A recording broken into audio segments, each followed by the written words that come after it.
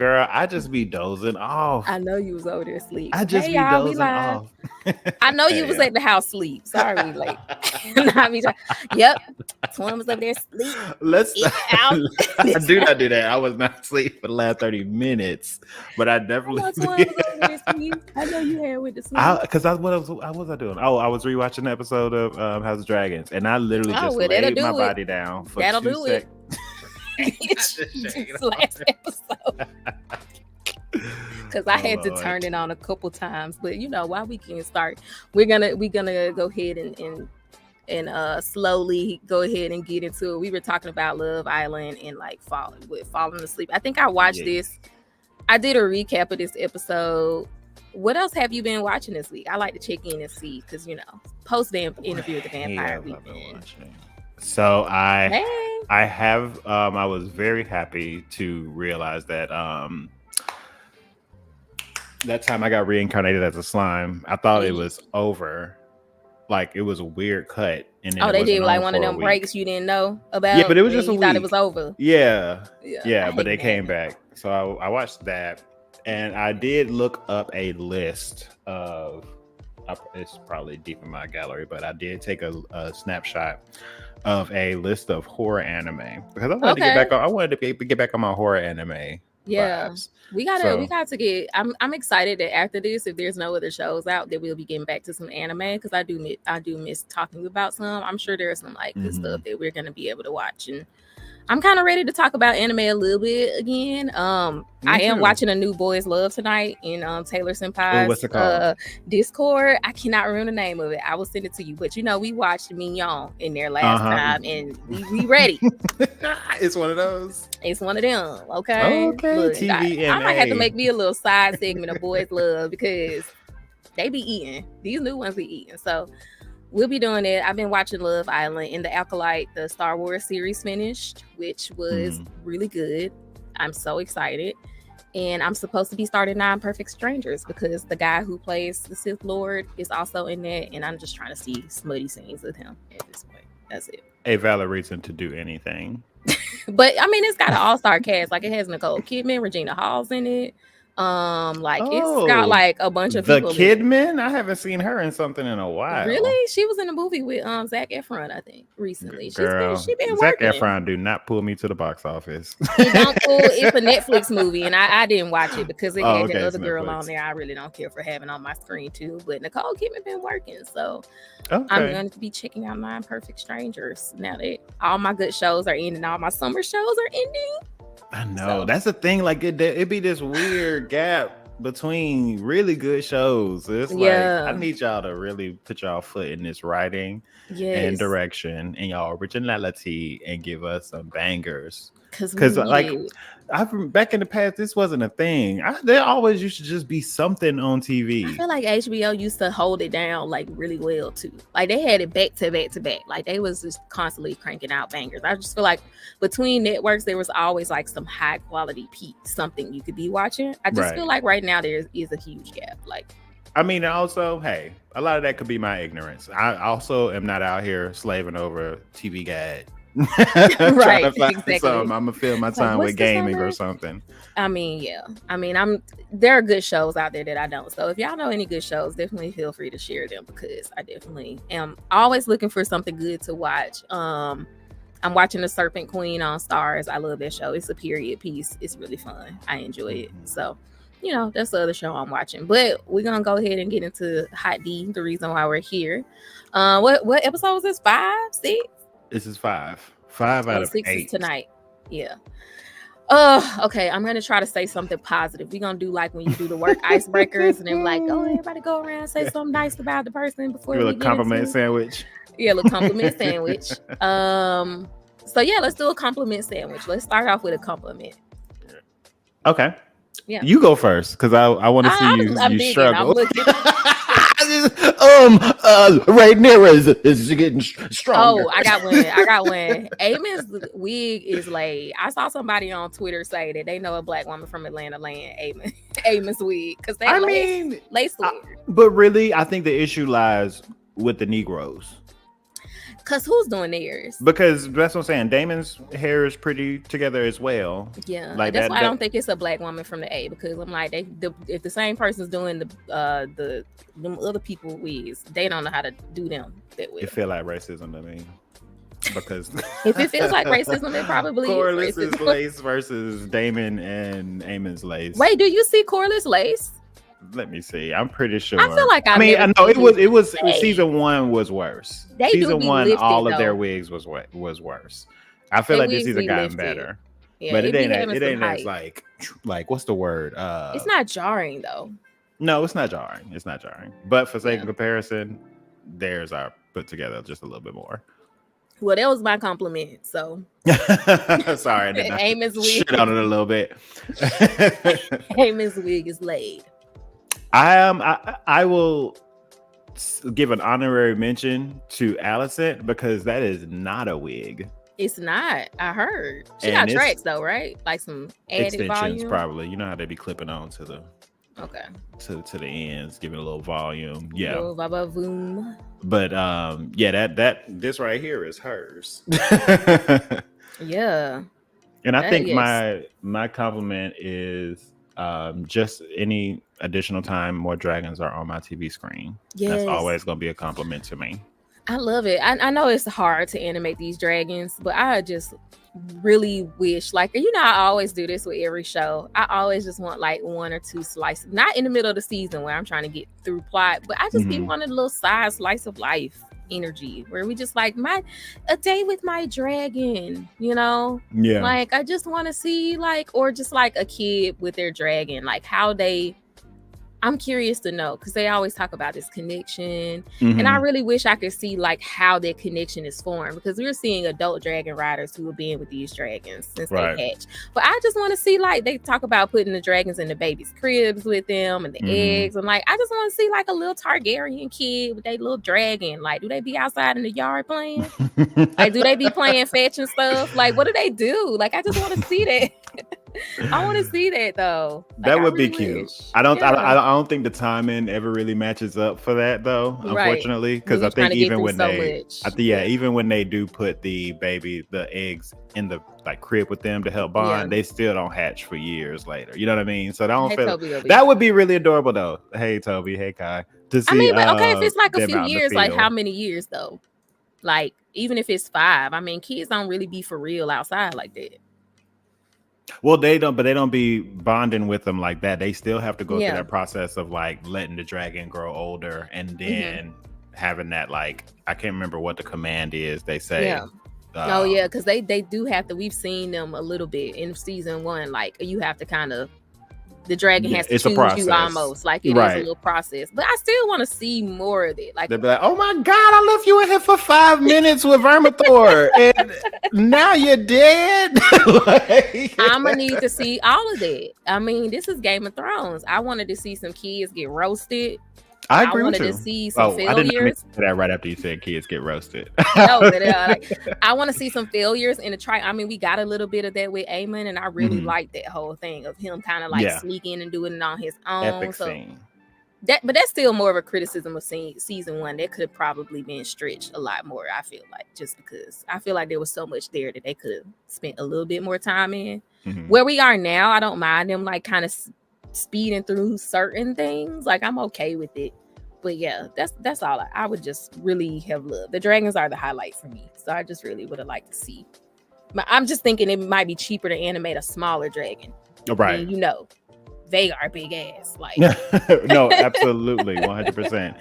I mean, I do agree with you. And I feel like the compromise would have been showing us like them at least training with the dragon, learning how to train your dragon. You know, like learning the commands and being in the sky, not really on a mission, but just like that time with the dragon. 100%. They could have at least done that with the kids so we can have a more rich connection. Like if we would have saw a less shitty Aegon with Sunfire, I feel like it would have made us have a little bit more of something with him versus just. I would have been a little broken at that scene, a little bit. And speaking of that, apparently Sunfire died. See, that's the thing. Criston Cole said he was long in the dying. So he's dying. I'm like, that's the thing. Is he currently dead, or is like Kristen Cole just a dumbass? And he's like just isn't like, I don't know. Because like there's more events with that's what I'm saying. Sunfire. So I had to go watch Emergency Awesome. I try to avoid him because he go into book stuff sometimes. So I was like, I could have sworn Kristen Cole said he died. Now that's one thing that I did not think. Now I don't know everything. I don't know plot points, but you know, Twitter, people talk, TikTok won't let me be great. And so from everything I heard, because a lot of times I will go back after the episode is done, maybe watch some people comment on it, and people were like, yeah, in the book, Sunfire survived. Right. He had to kind of nurse himself back to health, but kind of survived, right? Yeah. So then I was like confused. We haven't seen it though. Like we've seen Maylis. We know Maylis dead. Crazy. We saw the flies. We saw it all. We saw the severance. That was good drag. That was good dragon meat they wasted to do. Hello. Great. Because when people hungry, ain't they? And girl, now because if we gonna get into it, because now it's really setting the scene, because like that was the intro of this episode, right? Right. Like, yeah. Ushering ushering the head in, right? Thinking he Otto doing his own little parade, right? And these people is gagged. They're disgusted. They're like, oh my god. Actually, yeah. They was like, what's wrong with you? Like, they were actually offended. No, like, I think it was seen as like disgusting. Yeah, because they were like, I think one of the people was like, I thought the dragons were gods, because that's how you've presented them for all this time. And keep in mind, they've decades of peace, which also benefits you as well. Right. It really does. And now you're just showing them that it's possible. They don't they don't know how it happened. They hear your little story and they can't trust y'all about Aegon's victory. But that damn well in their mind could have been humans.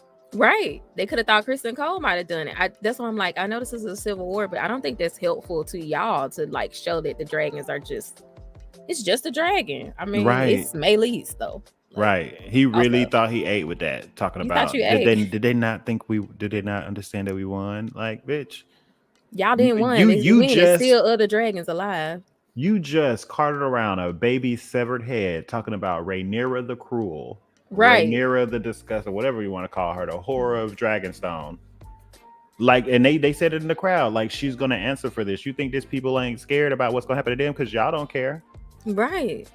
Visibly don't care. These people are starving in the streets, picking over moldy oranges. Because in their mind, they about to have a Daenerys moment. Like, she might come through and torch this whole thing. Oh yeah. This group of people they are in the know. They ain't getting taken by surprise like the townsfolk did when Daenerys. They did try to get the hell on, which I thought was crazy.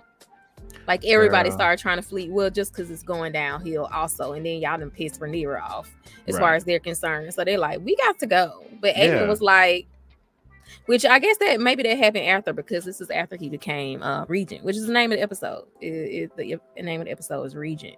Yes. So did it start with that, or us seeing Aegon in the bed looking? Ooh, it was looking like his daddy. Yeah, we definitely saw. He got carted up, and we saw what's her name walking in there looking all sad, talking about, is he gonna die? What you think, Alicent? After that speech she gave him, it's the audacity. Because oh my god, just shout out to the way she ate him up. They did not ask my counsel. She said, and what would you have to say? Yeah, please add to the conversation, which is crazy because Aemon ate him up with that same line basically in High Valyrian, which is that he could not respond back to besides in broken English or broken Valyrian. That's crazy. I can have swore now. Child, I would have took my drunk ass on a dragon ride too. He basically drunk drove.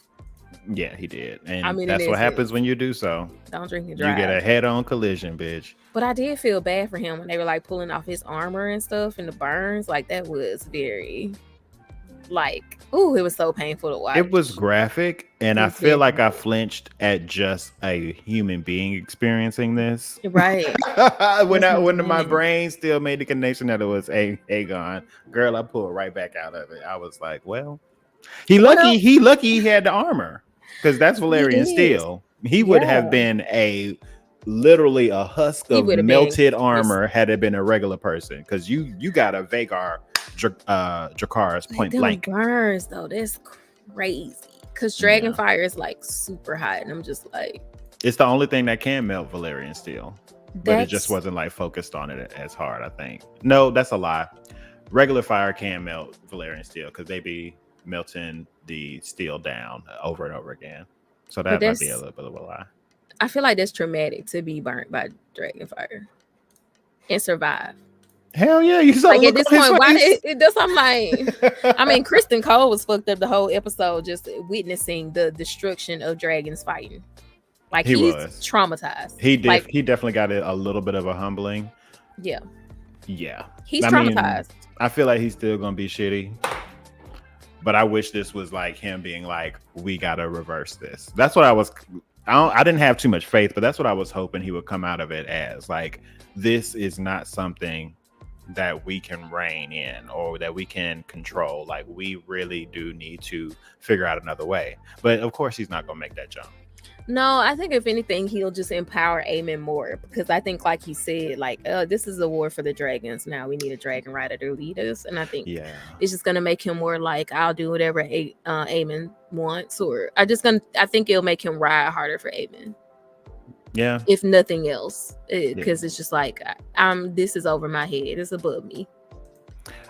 Which, I mean, yeah, because they was already planning together anyway. Like, they the ones that came up with Rick together. You know, it was a success if Aegon wouldn't have jumped in. So he wouldn't have no reason not to trust in his ability to assist with coming up with those type of war plans, especially when what's her name?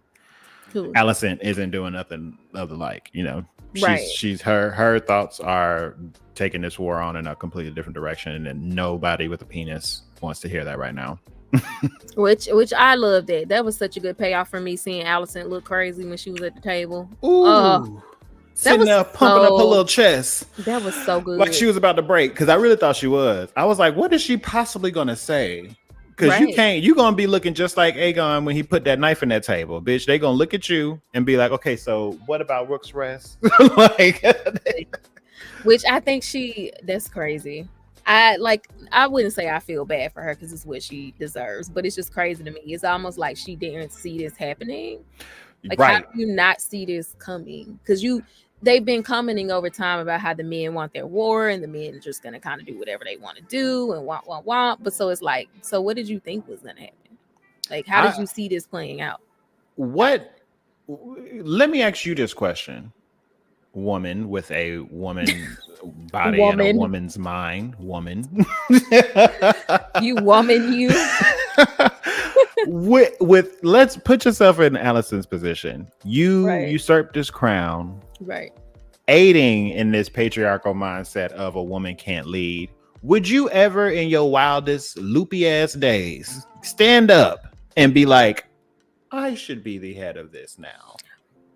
Well, that's the thing. I don't think Alicent saw herself as supporting the patriarchy in this instance. I think, like, when they was at the table with the candles, I really think her goofy ass thought that's what Viserys meant. I think she really just thought he wanted the son to take over.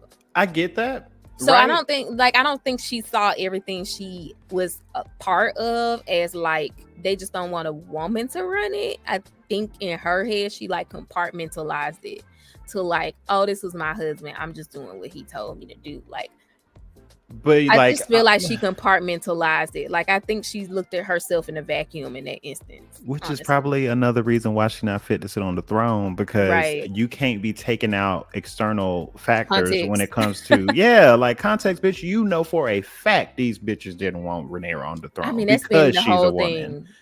That was, you knew that as a child. She knew that as a child. So anything you say in advantage of that, you can't separate. You know what I mean? Yeah, you can say this is Viserys' last dying wish. I think that's what she held on to, though, to not feel like she was like, it's that because you're a part woman. Of that portion of it. Yeah, I think it was just like, that's what he said. And I think she really did think that's what he meant. I think it was lazy, and she like definitely kind of wanted that. Like, she wanted that power more than she probably want to admit.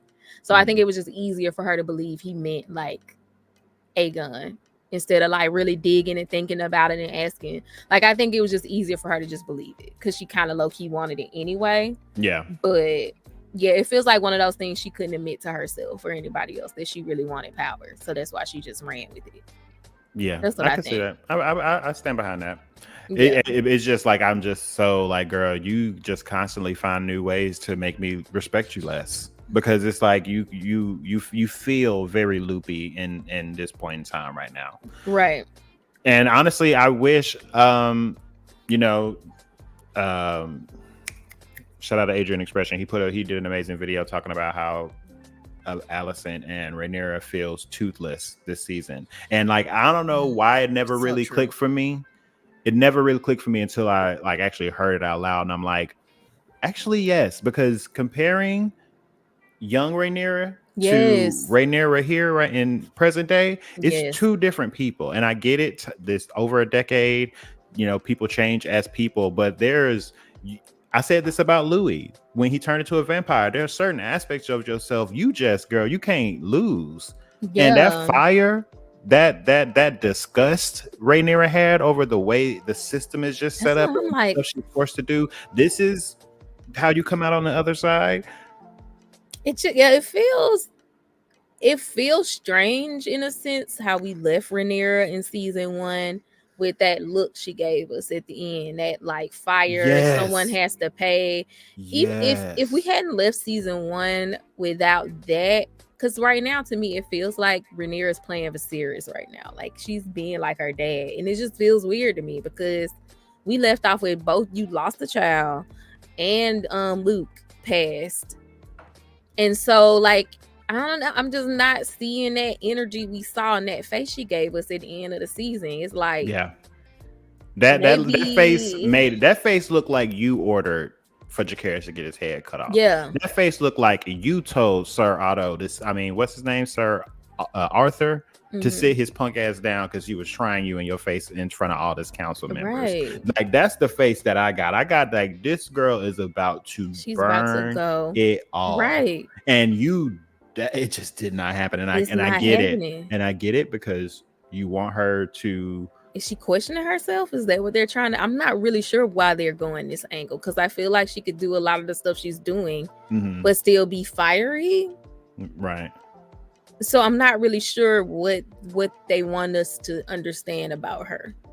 I think they're being very heavy-handed in telling. Because the whole premise, I feel like, of this show versus the books is that the books are written in the perspective of the Maesters. So they paint Rhaenyra in a very disgusting light based on the actual war crimes and not the reason why they happen or how they happen. So I think the people of the showrunners want us to see the background conversations, the way she has stuff taken out of her hands, but they're trying so hard to keep her in a light that we can sympathize and like her.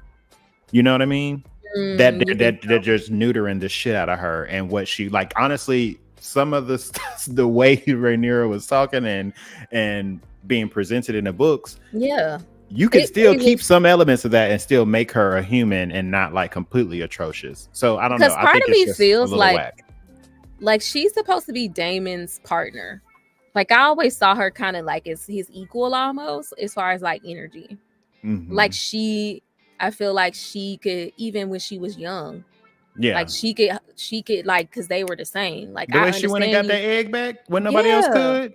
That's what I'm saying. Like, I understand you because I'm like you. I'm cutthroat. Like, I feel like this season she doesn't feel like an equal to him in a sense of like that energy. Versus in season 1, I felt like that was their whole push and pull kind of energy, because she was like, I'm like you. I can be like you too. Like.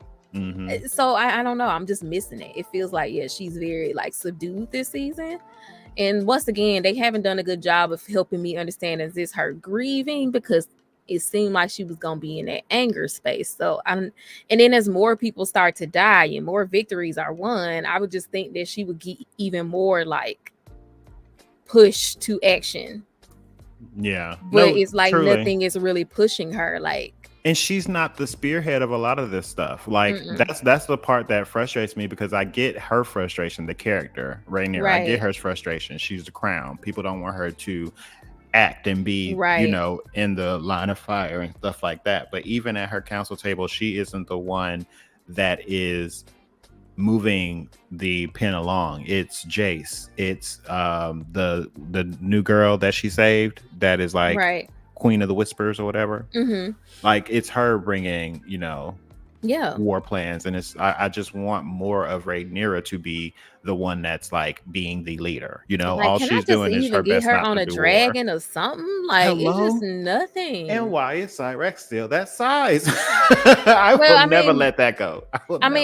Based on what we're seeing, like it don't feel like she never take the dragon out for a spin around the block. I mean, that dragon must be locked up all the damn time. I mean, besides going out to look for Jace's body, right? Or Luke's body, yeah. So I'm like, I don't know. The sun is eating though. I like Jace, but that brings me to another issue. That like some of the stuff of like them nerfing her and just like, I don't know. I feel like it's just too many like table talks, and I know it's a war, but it's just like. I just need a little time, like stuff to breathe a little bit, because it took me to damn near this episode. Well, I think I knew it in the back of my mind, but this episode was the first one when I was like, oh yeah, Jace and Baela are like together. Oh yeah, you got this the first I mean, like I feel like this is like one of the first scenes. Yeah, I think it was the last one where they was out there with the bow. That it was like, oh, I see what y'all doing. When was that? Season the 1? Last episode. Oh yeah, like that's what I'm saying. So one of the latest. Season, I agree with you. Yeah, like so. It just like for me, I know the marriages are like kind of like man, whatever, but I don't know. It just really bothered me because then we had that moment where he was like going to her and talking to her about his plans and stuff. I don't. It's just weird. Like some of their choices are strange because I'm like I don't understand what their relationship is. How old are they? I think they're still in their teens. They still teenagers? I'm pretty sure. If not, yeah, I think she's supposed to be like what, 17, 16? Yeah, let me look. And are they already married? No. Okay, I don't think they're supposed to be married. I think they're supposed to be. Like they were going to be, because wasn't that in season 1 where Jace was standing next to yeah, I know they were already like basically Rhaena. Like they're gonna be married. This person gonna marry, like they've already known for a while, but they're not married because they're still teenage. I can't tell how old these people are, honey, because I know these actors are like well over 16 because it's just how it is. But sometimes it's hard to House of Dragons. Oh no, that's Rhaenyra. They said she's 15. I heard somebody mention. I feel like I heard Emergency also mention that Baela is like 16 or 17. I think it was 16. I found something with all their ages. Okay, so Jace is 16 in season 1, and Baela is 16 too. Baela is 16 in season 2, so Jace might be just a year older. Yeah, I'm like, okay, so they still teenagers. Okay, once again, didn't know they had any kind of relationship. So they was in that room talking, and I'm like, oh, they. But that's the problem with season 1 and them, because honestly, Millie could have ate that whole season up.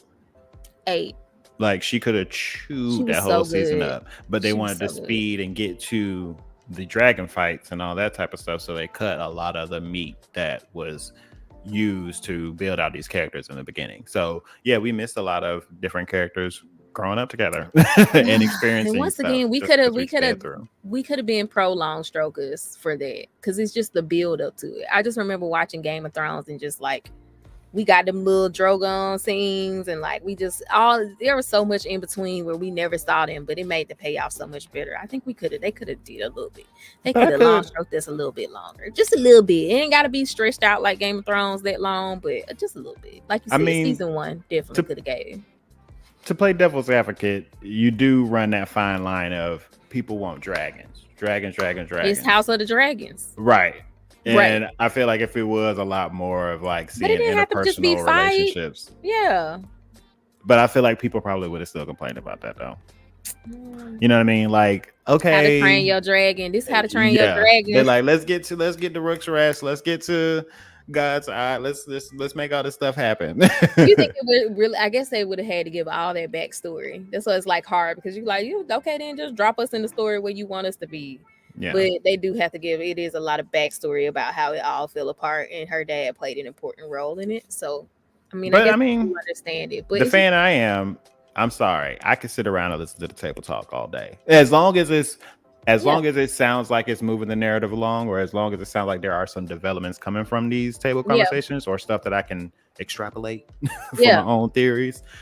Like I be locked in, but obviously that's not every person, especially like the quote unquote casual watcher of Game of Thrones. That's what someone said. Someone was like, if you haven't read the books, you wouldn't have even known that these two were like together. And I was like, that's so true. As somebody who hasn't read the books, so many things I just missed. Like I started watching Emergencies Awesome's videos after I watched the episode, because when I have the backstory, it's unfortunate because like once I hear him say, oh, this and this and this and this, and he's like giving like backstories about stuff or pointing out little things that you wouldn't know unless you read the book, I'm like, okay, this episode feels so much more rich when I have that all of that information, right? Like now, like, okay, the story feels so much richer now. Now I feel like I'm actually experiencing something by watching this, but I'm like, it shouldn't be that way though. No, that's like pretty real. Be able to like get that richness, like they should drop stuff so that you understand it in the show. So I do kind of like, it sucks that I have to go like watch a companion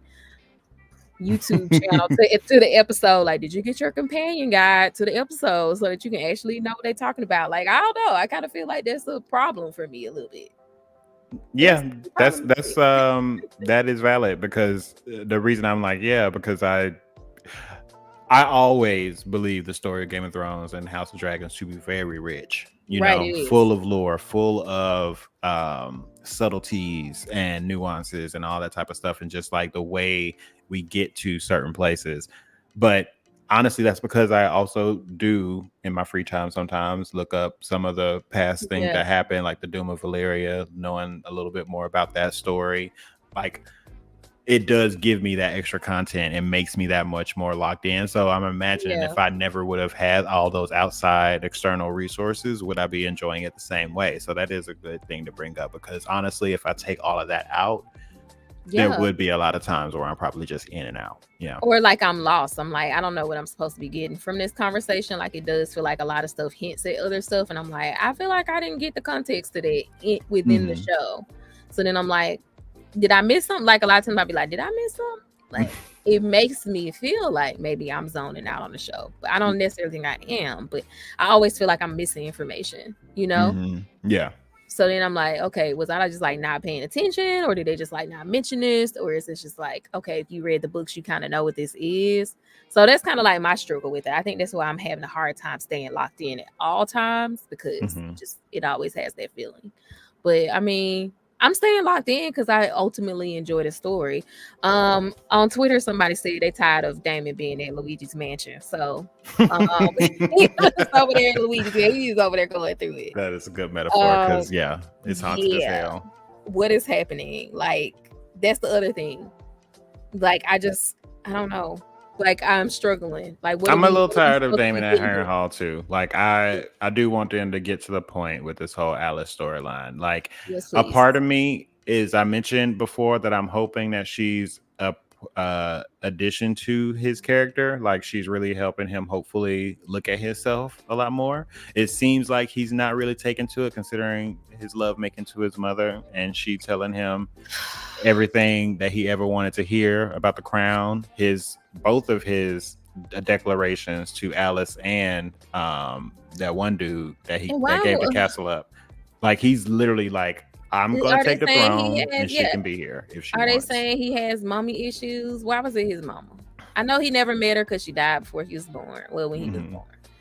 But why did it have to be the mama? I can't tell you why it had to be. I can see why the men behind the scene, because I feel like it was a man behind the scene, decided that it needed to be his mother. So number one, we can get a sense of just how much he wants to hear all that vindication, to the point where it's euphoric. I mean, I feel like they could have picked a lot of people that have given him that dialogue. Absolutely. Absolutely. It wasn't his. It could have been Viserys. It could have been Viserys' footsteps underneath that door in the light. Right. And he opened the door and he told him all this stuff. Gave him what Alicent thought she got. Right. Like it could have been Ned. It could have been, we've seen it could have been your wife who died. Like it could have been a lot of people. Who they obviously still have on payroll because she was there in the last episode. So it could have been your brother's wife telling you that. I mean, that would be tea. I mean, she died early on, but it could have been Rhaenyra mama telling you that. Yeah. Like, girl, why your mama though? That was crazy to me. I just knew I told my coworker this and she thought I was crazy, but I will say it again. I knew that was Daenerys, like the first 5 seconds of that scene. That's why I was like, why not just make it Daenerys, bitch? Like, because they kind of. Yeah. When I watch the scene back, they don't look alike. But in the moment of not knowing who this is, I thought it was gonna be Daenerys, or I thought it was Viserys' wife. Yeah, who we saw like for 2 minutes, yeah, or whatever. I thought it was her at first because she had the straight hair. Mm-hmm. So I'm like, it's either her or Daenerys. It would have been especially because we just saw her dragon eggs last episode. Yeah. It would have been really and on top of that, Helena. Her walls are covered with drawings of her dragon dreams, and Jon Snow and Daenerys is a part of that collection. Right. So that would have been even more of a nice tie. Like a prophetic thing, like your line gonna be later. It's gonna happen, just not for you, just later on. Like that could have even been another interpretation of it. If they would have chose her instead of his mama, it would have been more like prophetic. Like you will get that, but not the way you think you will. Like it's not gonna be you. I mean, your future progeny is gonna eventually take over and rule. Right. Like, it could have just been that. And in the vein of like prophecy, being prophetic, like I don't know if this is, I could be lying, but I saw a video that was talking about how the Three-Eyed Ravens line is from Daemon. Okay. So, like, you got even more meat there. You got even more meat. You could have had Daenerys talking about the prince that was promised, and Daemon wants so bad to be the king that he takes it as he's the prince that's promised because he was always Prince Daemon. He never became a king. Mm-hmm. Like, we could have just had so much more with that than him eating his mama out. Like, I just like y'all could have. Yeah, that's another thing. They could have kept it above the waist. We did not have to see him munching on mommy carpet. That is not hot. Like we ain't got no steamy Daemon scenes the whole season. This the one y'all give us. Like I don't even need them, to be honest with you. Like I don't need them. If y'all decide y'all gonna have this nigga in Luigi Mansion, if it wasn't him and Rhaenyra, because that scene where he kind of like grabbed her when they was in the room arguing, I thought they was gonna start fucking. If he wasn't fucking there, Rhaenyra don't got that fire no more. She's more insulted. You heard what she said? She said, "I got too much going on, Daemon. I can't add you to the list." Just start eating her out or something. Like, if y'all wasn't gonna have him eating out Rhaenyra, then y'all could have just left it alone. I did not need it. I did not need it. I feel like it's a missed opportunity. But once again, I always missed opportunities. So yeah, I'm ready for him to get up out of there. I'm not really understanding what the whole point of this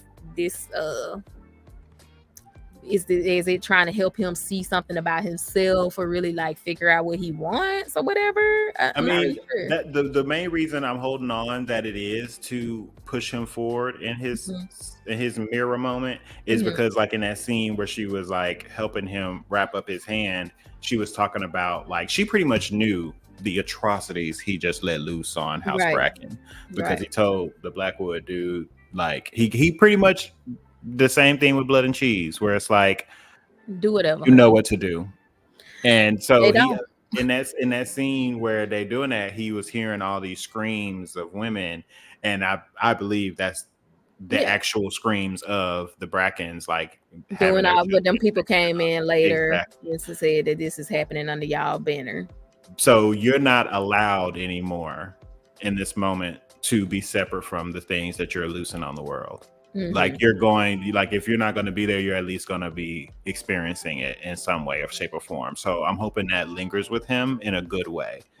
You know, he need to get up out of there. I feel like he's not though. I feel like he's not. He's probably going to be there to the end of the season. Just separate from Rhaenyra. Such a waste of time. Like I guess it's important. But once again, I feel like maybe if I had read the books or I knew a lot more about this stuff or what all of this was, I feel like there is a richer version of this happening, or like there's a lot there. It's deep. You start talking about like prophecy or all that kind of stuff in Game of Thrones. It's always deep. It's always deep.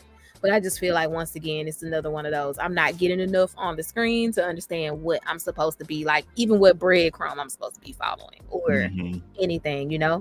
And once again, I wish I had that, because now it's just tiring. I'm just like, okay, he in here high as hell. That scene was crazy. Where like he kept seeing all the people and he just like oh yeah, I couldn't function. Like him being still in the dream and still having a portion of reality phase into it, and then just wake up at a table, potentially hours from when you actually woke up in real. Like Daemon, I don't want to know what Daemon is up to in these blacked out moments. If that even pays off, I some part of me feels like it won't.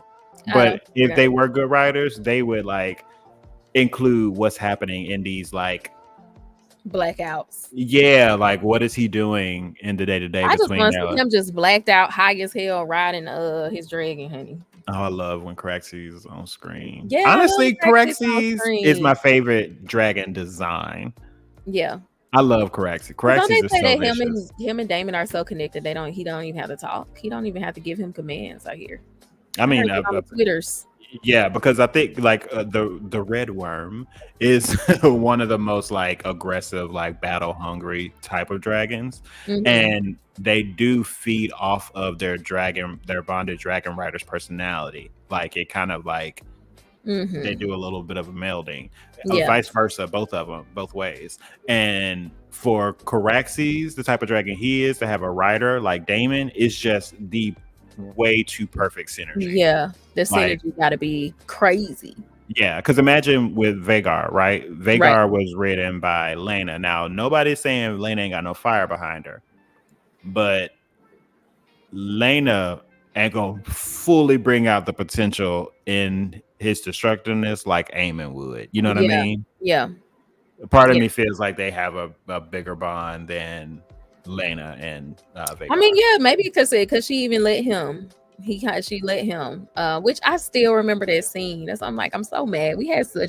There's like, I have a love-hate relationship with the show, because I still remember when Aemon got on Vhagar and like rode for the first time when he was trying to like really, and I still remember that scene. It was so good. So I do think because she let him and he was little, like maybe they do have a good connection. But I do remember that scene. My heart was like racing. I'm like, this baby gonna fall off. Yeah, but even before he got on a dragon, can you imagine staring a dragon whose mouth opened is the size of the CNN building and literally about to breathe fire on you, but you have to be the one with the stones to say a command. And I'm like, girl, I would have burned. I would have burned. I even got my respect, honestly. I would have been pissed in my clothes waiting for the fire.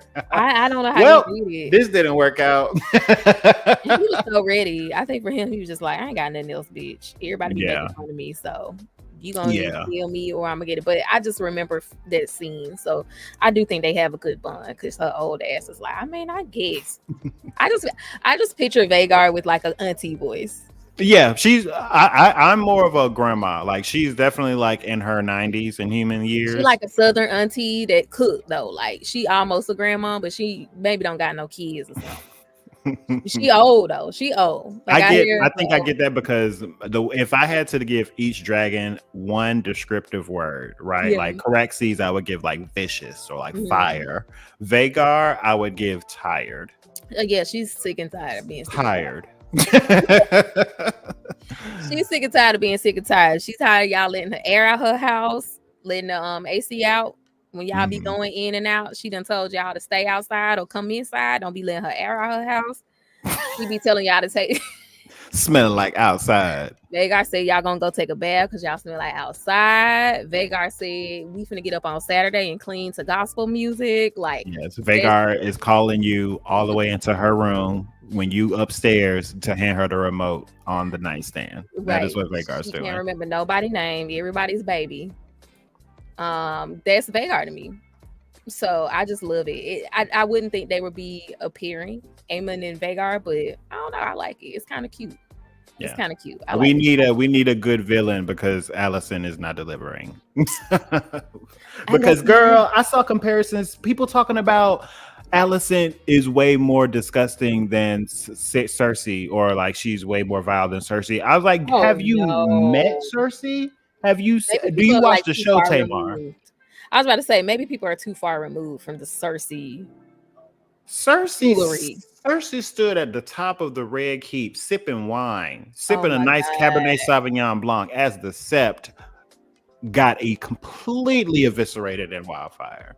I mean, but Cersei was just nasty work. I mean, everything about her was just like, I'll do whatever. But it was delicious though. Like if I had to make the comparison between Alicent and Cersei, Alicent I just simply don't like because I think she's ditzy. I think she's dumb. It feels more like she don't really get through all the way. Where I feel like Cersei's way more calculated. I'm scared of Cersei. Yeah, she's. I would not cross Cersei in real life. Like, you fucking remember when Cersei, they went all the way to fucking King's Landing to show Cersei the White Walker, and this bitch was like, I can use that to my advantage. Like, right, bitch. That's who we talking about. They haven't met me yet. Talking about the person that you talking about. These Targaryens been talking about the Song of Ice and Fire for generations. They are so scared of these fucking White Walkers. You talking about the bitch who seen the actual White Walkers for real and was like, they'll kill y'all first. Like, that's either wild stupidity or like just delicious villainry at work. Like, she's such a villain. That's why I was like, it ain't no way. Because Alicent would never. Like, I feel like Alicent would have folded in that moment. Like, I feel like Cersei was a villain to the day, to the end. Yeah. And if we can get that from Alicent, at least we're getting that nice, calm. Because that's the thing about Aemon. One thing, if I was really giving out compliment sandwiches to bitches, the meat of Aemon's compliment would be the fact that in this episode, this man didn't have to say much. He did all of his talking through his actions. He said he had a plan. He put it in motion. When he was standing watching that dragon procession and watching Aemon come in, didn't say a word. Stoic. Yeah. In the council meeting, when they were all squabbling over who needs to be regent, sat there. He was quiet. Like, that's a person you need to be worried about. Yeah, Alicent and her grandstanding and her supposed authority is. He always got that like knowing smirk on his face too. Like, he just sees the plan in action. I'm like, I don't know. Aemon's giving more villain. I don't even know if it's really villain or he's just like, I hate all y'all motherfuckers. Like, I don't really know where to even place Aemon because I feel like he on team Aemon. I mean, he's definitely. I think just because of his lack. Like, I mean, his own brother isn't safe from his Dracarys. So him sitting there when they mentioned his name, when it was like the only option, the king doesn't have a lack for heirs, and he mentioned Aemon, and watching that scene again for the second time, you could see his mouth like curl up into a real slight smile and it went back to normal. Like, here we go. Like, he is about his business. So I'm a lot nervous now for him to be at the helm. Like, for him, because I mean, in essence, this is like, I want to say Aemon is just like Daemon, but Aemon's kind of like living what Daemon maybe would have wanted. But I think the difference between it is Aemon is more quiet. Like, he's not as like, I'm gonna lash out and throw a tantrum, right? Like Daemon did. So that's why he kind of gets like, this is what Daemon would have hoped for, almost like being the regent or being able to call the shots and like making battle plans. And it's just like Aemon's able to actually do that because he knows how to keep his fucking mouth shut. And not lash out. You remember that vision Daemon had when he was walking up and it looked like he was following Aemon, but it was him in the eye patch? Yeah. That is backing up exactly what you're saying. Like, they are a mirror image of each other when it comes to their desires and their, I guess I want to say, aggressiveness, their fierceness, their willingness to do. Exactly. Like, they are mirror images of each other. One is just a little bit more tame.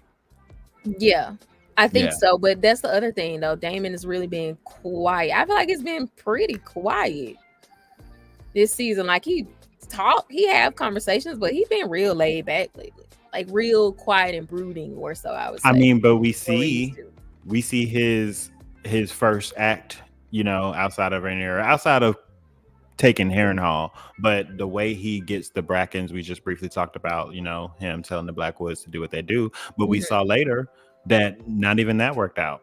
Like your plans aren't really panning out the way Aemon's are. Like you sat here and thought, how to appeal to people, like that lady said. Like I think that she was saying what you had said a couple weeks ago. Like you just coming in here, like you getting the army on the basis of fear, or like when he told the guy to kill his granddad and like following, you're like, that's not gonna hurt. They're gonna turn on you. Yeah, you're gonna have an army, but when the tide starts to turn and they see their moment, why wouldn't they attack you from the back and then just be like, yeah, we ate it.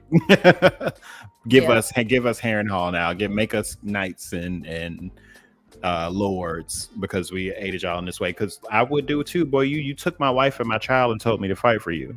Right. No problem. I got you. But I promise you, I'm gonna kill you in your sleep. A part of me, though, I think another big difference is I just don't feel like Aemon, even though it's like Helena was like, "Oh, was it worth it?" or whatever she said to him. She's jump scared. I was like, "Where does this bitch come from?" But I almost still don't feel like what Aemon's doing is because he really just wants the throne that bad. Like there's a part of me that when I watch it, I feel like he feels like I deserve it in that way. He's always like, I've had to fight for everything. I'm really smart and people underestimate me. Like I do think he feels like he would be the best fit out of him and his brother and 100. Sister. I feel like he feels that way, but he doesn't feel like Daemon in the sense that I don't feel like he's willing to do anything to get it. Like I feel like he'd be like, oh, my opening here, I'll do it. But he could have been killed Aegon ass. Like, I mean, he just kind of was chill. Like when it first went down and Aegon was like, you should have it. You're more fit. He told Aemon it. He was like, you should do it, right. But he was like, no, we kind of just like, it's got to be you or whatever. So like in that way, I just feel like he's a little different from Daemon in that way too. It doesn't seem as like thirsty. Like he play in the shadows. He'd be like, my opening here, like I'm not gonna help you. Like you want to come out here. I mean, this is just an opportunity that you presented yourself here to fight when nobody told you to come here. So bitch, I'm gonna let you have it. Because at this point, you proving yourself that you're not capable of being the king. Like I think if Aegon would have came in there and really showed out and like stepped up, I really believe Aemon would just like let it ride. But I also feel like Aemon was just like, I already thought you wasn't fit for it. You already knew you wasn't. Now you sitting here cutting up and you talking crazy to me and you out here going into battle knowing you don't know shit. Like at this point, I feel like it was more Aemon being like, yeah, it's a wrap. Like I'm just gonna have to let whatever happened to you happen to you, and I'm gonna step up because I'm fit for it. I feel like it was more. Something about it just feels like it was more of that for me. Like the brothel scene, I think was his turning point where he was like, "This nigga definitely the straw that broke the camel's back." Yeah, he was like, "You gotta go now." But I don't think before the brothel scene, he was like, he has to go.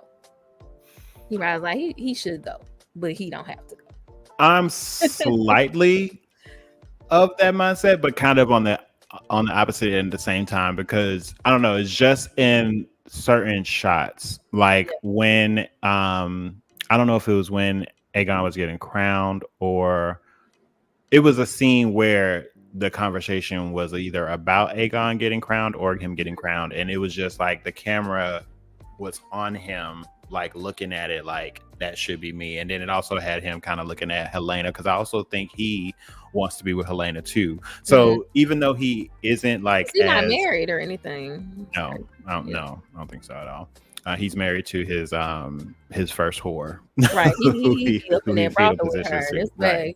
But I don't know. It just feels like, to me, it does kind of seem like this is what he wanted. He thinks he deserves it. He's the more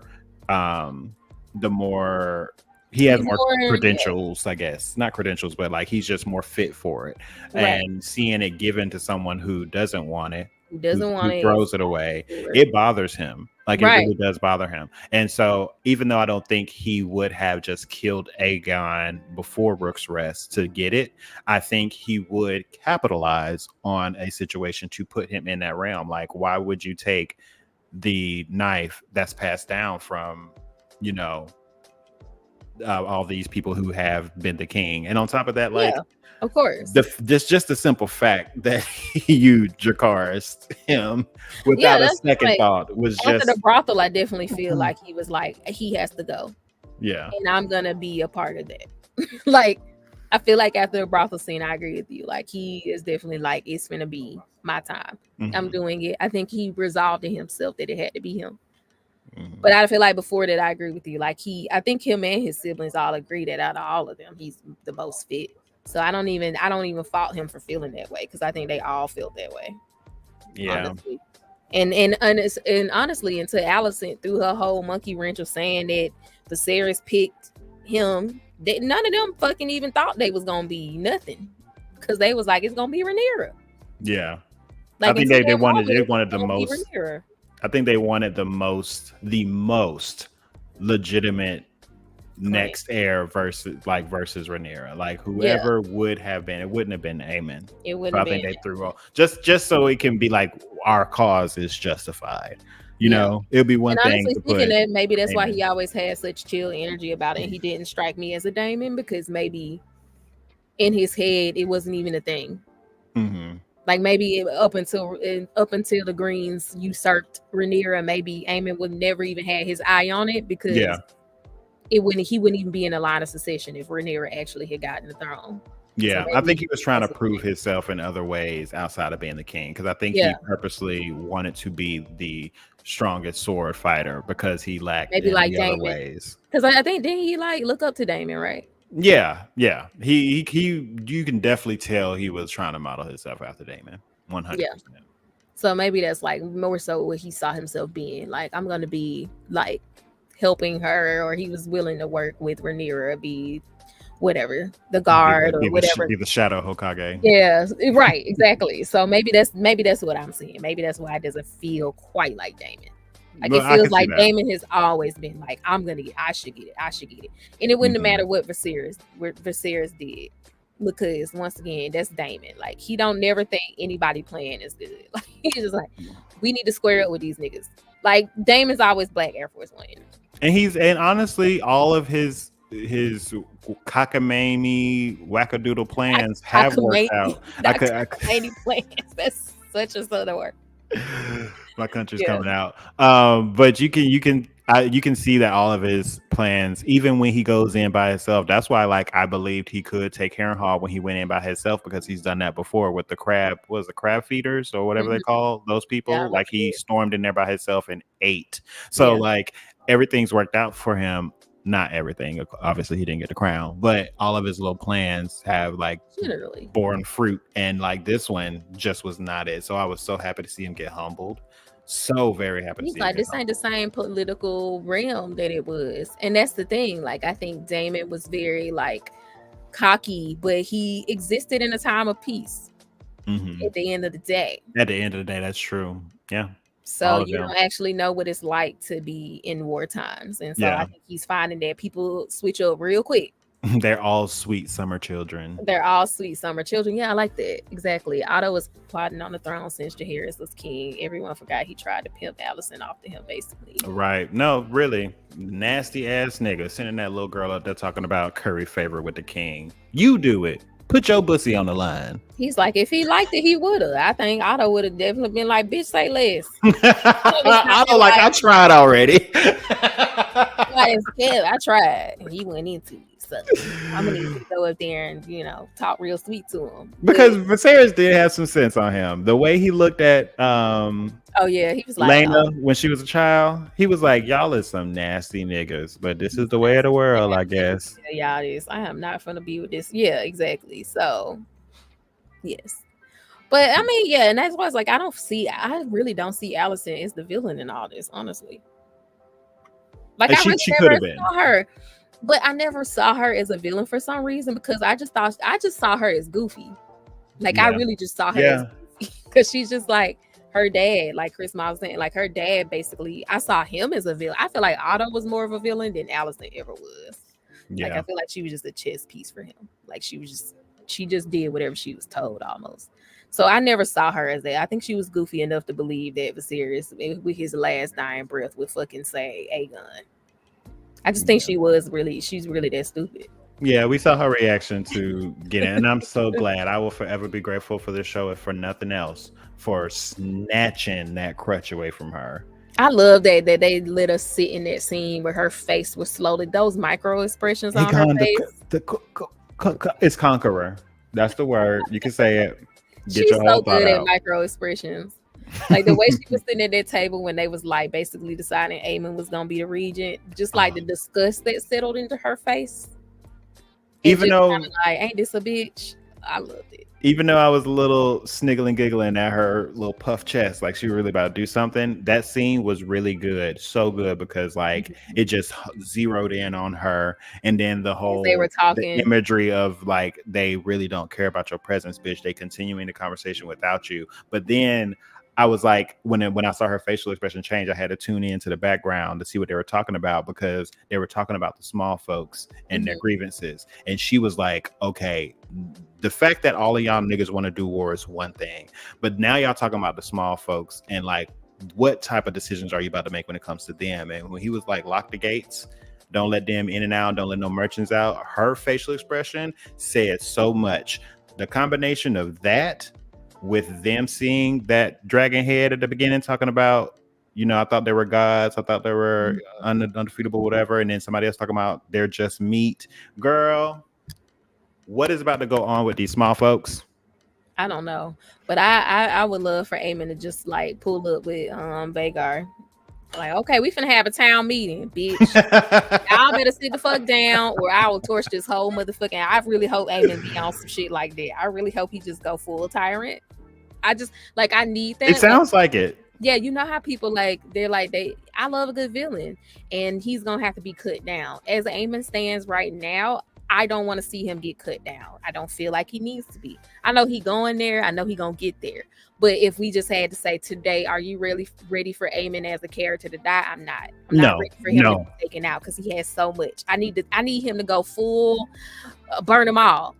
Yeah. I need the full batshit crazy, as Chris Miles said, and he can't wait for Alicent to go batshit crazy. So I need Aemon to turn into everything we think Aemon would turn into. Yeah. There's some unspeakable things he needs to get across before because that's what Game of Thrones needs. As a show, Game of Thrones needs that hardcore villain, that identifiable villain that you are supposed to like that White Walker. Like they just need to be like, that nigga right there need to die, and we got to make sure it happened. And I feel like that's what Rhaenyra needs. Yeah, like because her speaking of balls, like she ain't got none right now, and she ain't got that fire. But I do think like crumbling. If Aemon rises up and she starts hearing like Aemon's out here feeding small folks to Vhagar, she'll be like, oh bitch, we got to do something. I feel like that's the only thing that will move her, because ain't nothing moved her yet. Yeah, even the death of your baby and Rhaenys. Two kids, Rhaenys, and you still at the house just looking at it fucking sea. What am I to do? What should I do? What should I do if I got to get one more golden hour shot of Rhaenyra ass looking at the ocean? They love to stare at that scenery. Granted, there's some beautiful scenery, so I can't blame them. But yeah, there's a lot of, and that's funny because this is Game of Thrones. The whole thing is about who's gonna take the seat. But like this episode, I think it was like there's just so much time people spend staring at chairs. Like there's Corlys staring at his seat. There's Rhaenyra looking at her little chair in front of the fireplace. There's Daemon staring at the throne. They need an OLED right there, child. They need TV. They the ones like, damn, it'd be nice if I had something to watch that is fucking chair.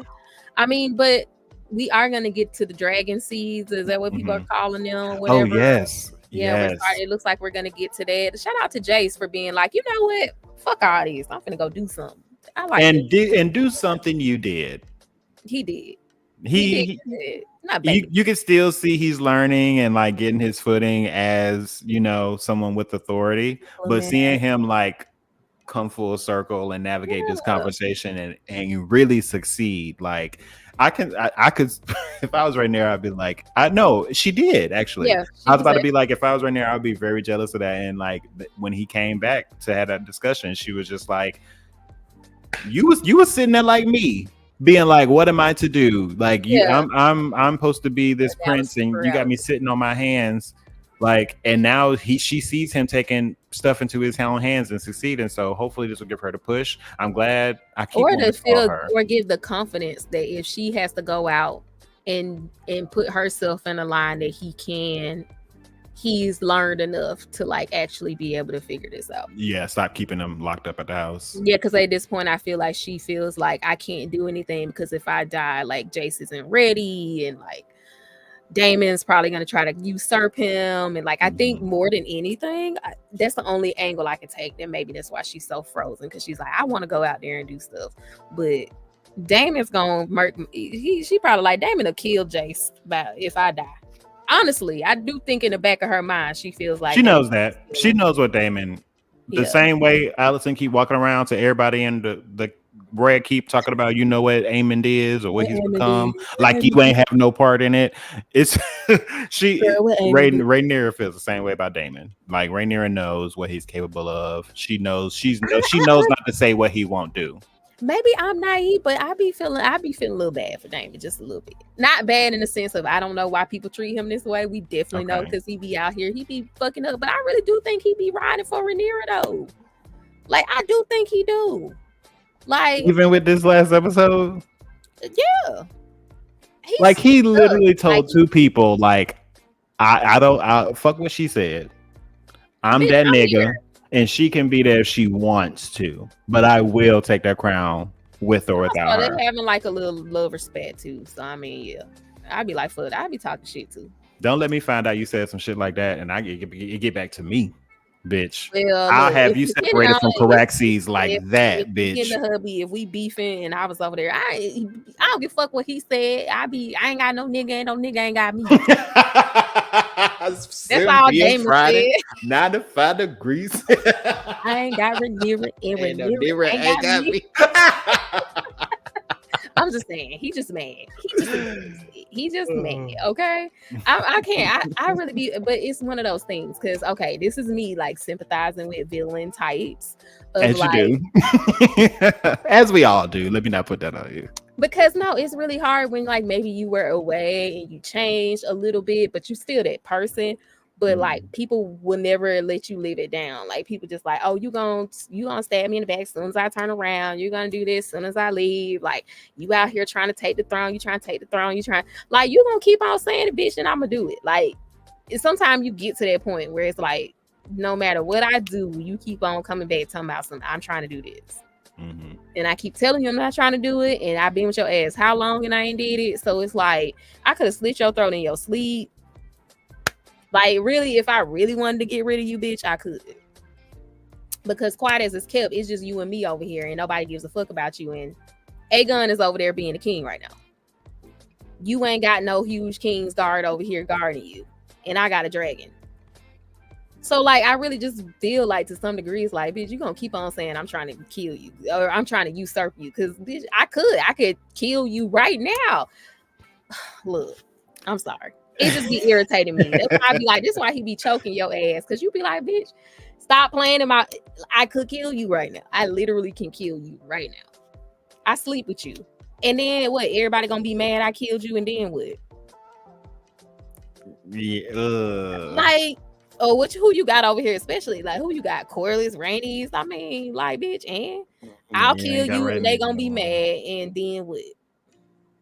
Yes, that is a crazy thought. No, it really is like that. But it's like that's just in her particular position right now. Like not always, but in her particular position right now, she doesn't really have a lot. She's got like scraps. Well, that is a part of the reason why she's putting up with any and all of Damon's bullshit because she needs a force. Yeah. And he is absolutely especially with Rhaenys gone. Like maybe she could have really had that conversation while Rhaenys and Meleys were still alive. But now that they're gone, like their solid mind force. And she was like battle tested too. Like she actually have done battles and stuff. So I feel like now it's like the one and only. Yeah, and then like, she sent a guy to Harrenhal, right, to check on, to be like, not check on that, well, kind of check Daemon, like, what he doing, right? Yeah, Sir Arthur. He gonna die. The nigga that keep. Glad you said it, because I was thinking it. Like, you really gonna go up there the same way? Like, I'm glad Baylor stopped Luke. I keep calling him the opposite name. The same way she stopped Luke and being like, "You gonna tame my daddy, even though Rhaenyra nor myself can." Jace. It was Jace. Yeah.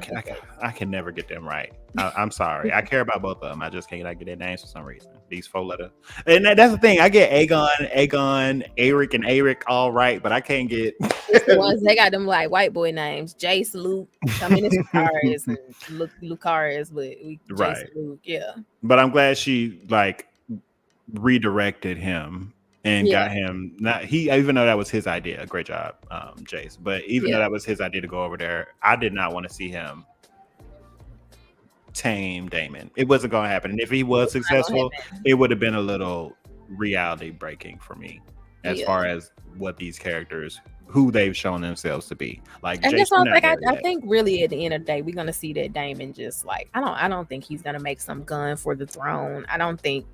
I think a lot of people are misjudging just how he is. Like, he's just a little, he's fiery and just Girl, dark. You can't blame us though, because we can only use the context clues you've shown us. This man has what did he do? He's almost physically abused her twice. No, I'm not talking about with him, but I'm just like, he's infamous. He was infamous early on for what did he do? I feel like he was infamous, and he wasn't a kinslayer. That's why I was like, is he a kin? He wasn't a kinslayer, right? Or no? I think he just had a reputation of being. No, I think he just because what sibling did he kill? I think he just has a reputation of being that like uncontrollable force, especially with his reputation with the dragon. I think that's what it is. Okay, so once again, who did I hurt that was a family member? Even though I didn't agree with my brother and I thought I was more fit for it, and I'm fiery, so I'm gonna tell you about yourself. He never crossed that line, so that's why I just kind of crossed that line with Rhaenyra for me.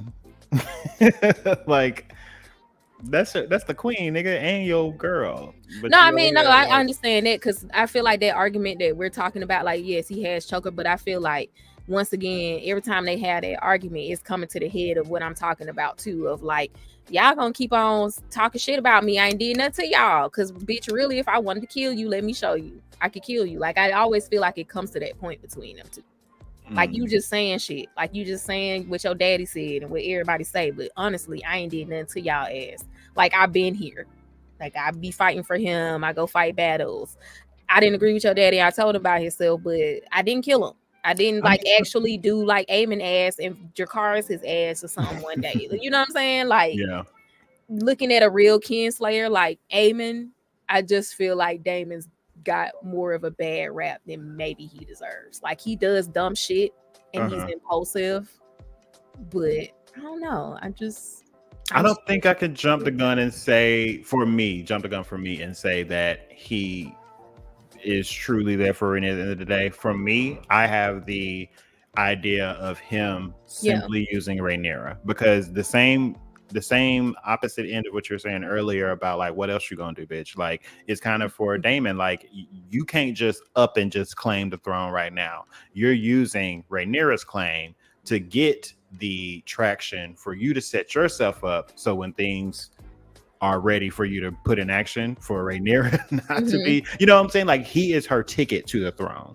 Without her, he has a way less of a standing. Yeah, he doesn't have a claim. But him being like, well, I'm the king. But and then I also think he can see that it could work out that way from him anyway, almost of like, this is the most power I'm gonna have, because just like Rhaenyra is gonna need me in this sense of like, because a lot of people won't acknowledge her as a woman, then I kind of, just by being with her, kind of will be looked to as the real power. You know what I mean? Yeah, like, I feel like he understands that's kind of what I'm saying too. Yeah, like, he understands that dynamic, I think. I'm just saying that, like, now that he's there at this moment, I'm not saying, well, okay, he at this moment right now is the fork in the road where he has the ability to separate himself and build his own host. That's what he's doing at Harrenhal right now. Yeah, right. And he's raising them in his name. Not once did he tell anyone there to bend the knee to Rhaenyra. He wanted it to him. Yeah. And like, you can see that polar opposite in Jace. Like, he's saying Rhaenyra wants bent knees. Yeah. Exactly. So there's still that writing that lets me know that that's kind of still where the headspace is. So never gonna like let it go, really. Yeah, like I just unless whatever which sacred tree voodoo hoodoo dream stuff is going on with him now, unless this is his moment to break out of that. If he leaves this arc in the same headspace, for me, it's clear as day that he is not with Rhaenyra's best interest. And I also see him of like being just kind of like he believes that a woman shouldn't be.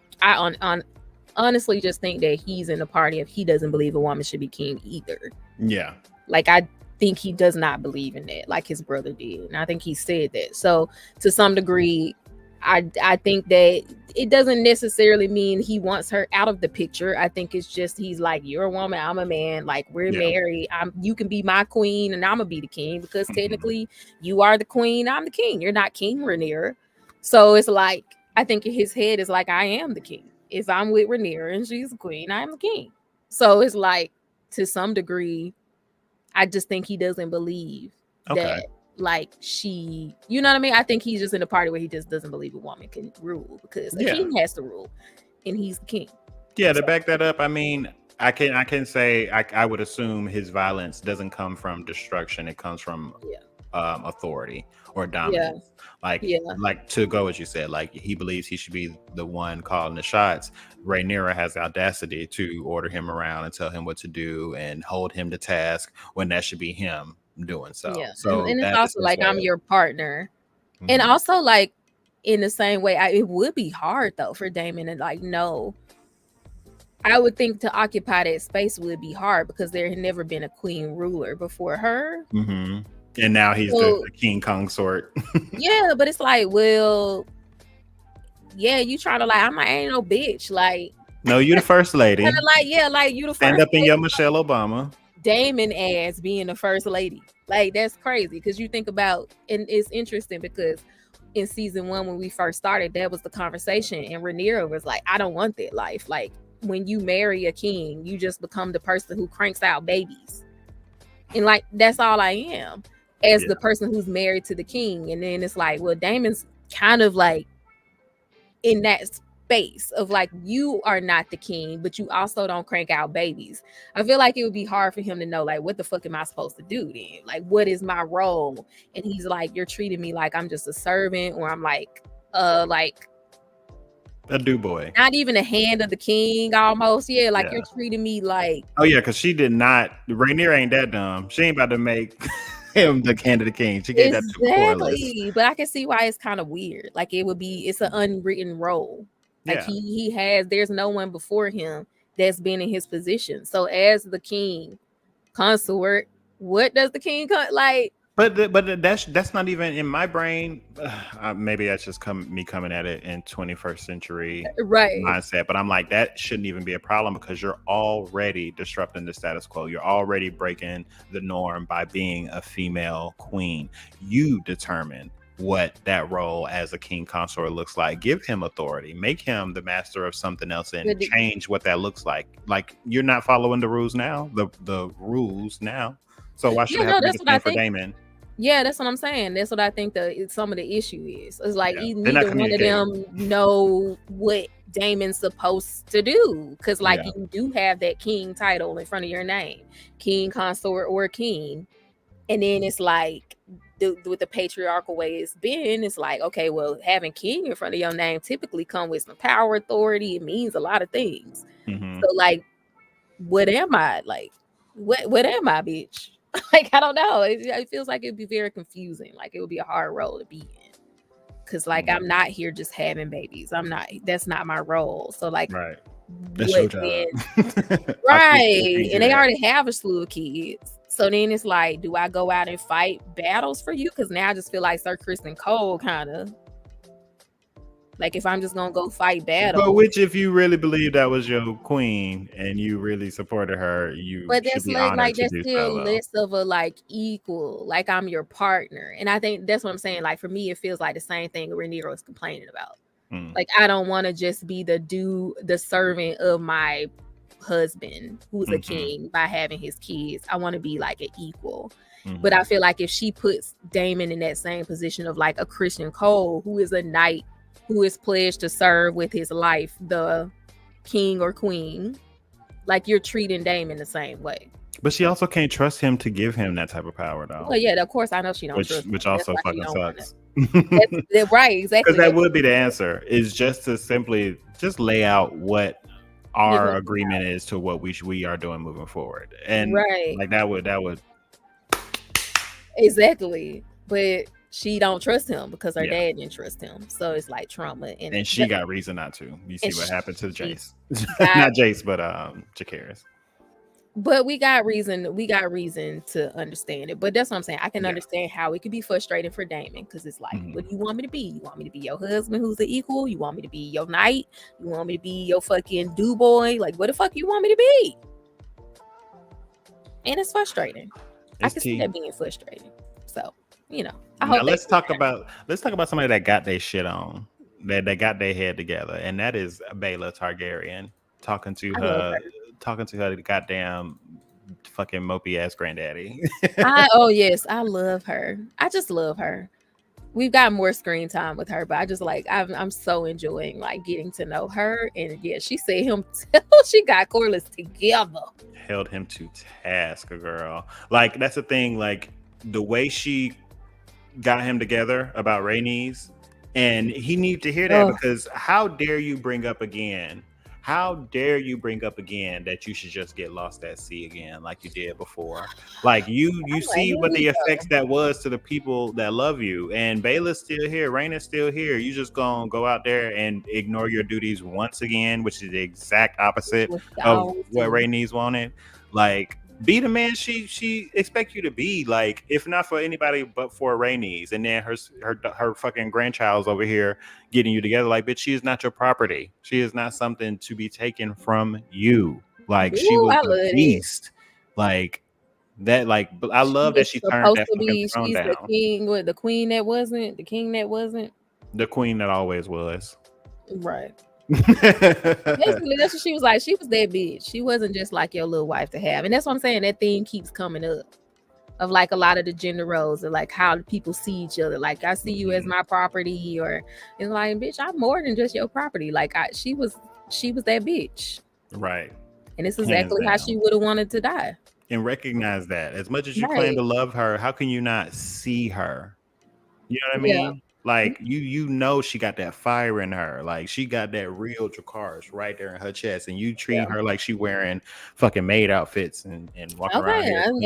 All I'm saying is that's exactly what Rhaenyra do to fucking Daemon all the time. Yeah, let Daemon go out there and do Daemon shit. That's all I be saying. I mean, not let Daemon go out and do Daemon shit, but like, bro, it's war. Take his counsel. I can't have you out here taking innocent people's children and kids and then having it be a fucking dumpster fire and it don't work. We need to be able to discuss it. Now, should she listen to him, give him the room to make these plans a little bit more? Maybe yes, with her. That's why he's taking stuff out and just doing it on his own, maybe. But I don't know.